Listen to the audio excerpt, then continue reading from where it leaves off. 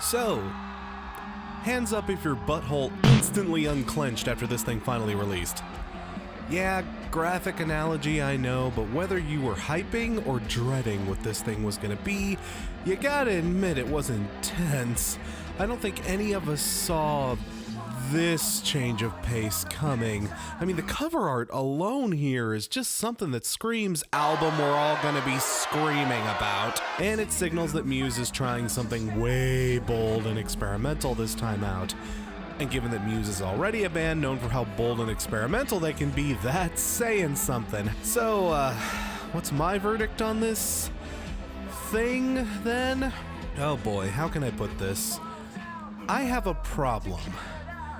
Well, I have several problems, but when it comes to this album specifically, I have a very particular problem.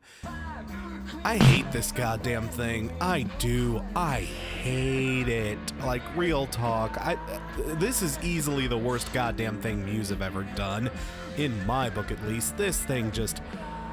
Oh, it's sandpaper to my nuts, this thing. Oh, but in a weird way, it's not like I can't say we didn't see this coming. This is exactly what you see on the tin. I mean, again, look at this cover art. If I told you the opening track has the buzziest Casio-ass synths this side of a Kavinsky record, would you even be surprised? You definitely shouldn't usually judge an album by its cover, but holy shit, this has to be one of the very few examples where I can just flat out tell you, yeah, whatever you think of this is what you'll think of this. Thought Contagion is interesting with its synthesized drums and use of trap snares. The wubby-dubby ass bass trap thing going on Dig Down is certainly a thing. And Propaganda... Okay, look, gloves off. Fuck Propaganda. This song sucks. This sucks ass. This sucks the cork off of a wine bottle. That's not a goddamn hook. That's me fucking with the sound test in one of my Sega Genesis games.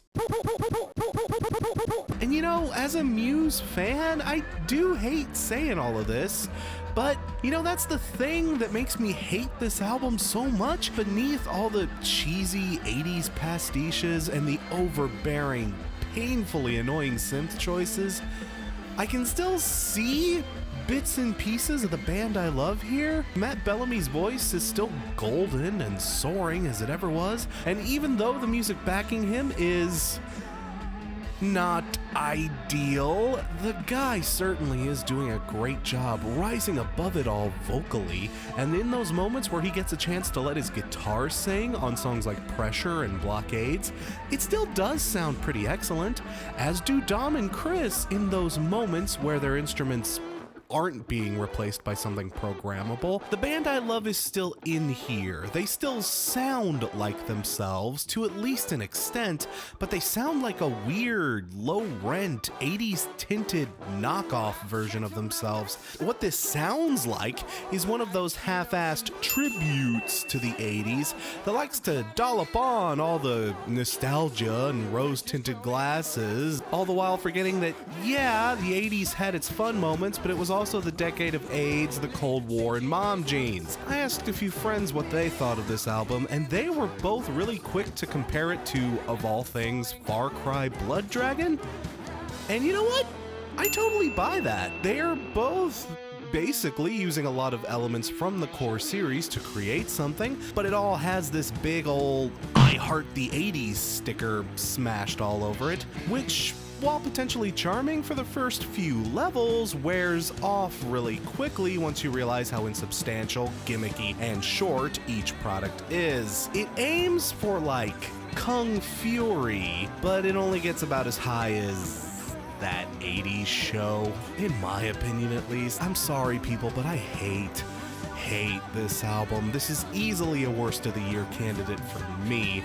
But then again, just because I hate it doesn't necessarily mean it's bad.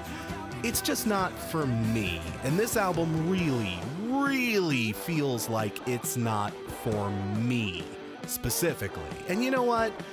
That's okay. I mean, for all its faults, it at least doesn't sound cynical. It's not a boring album by any means, thank God. And it does sound like the guys did have a lot of fun making this. You know, they wanted to do something different, and come hell and high water, they did it. There's something respectable about that for sure. I mean, this is an album that's bad by their standards, but my standards for Muse are pretty high. This just sounds like an album they kinda needed to get out of their system.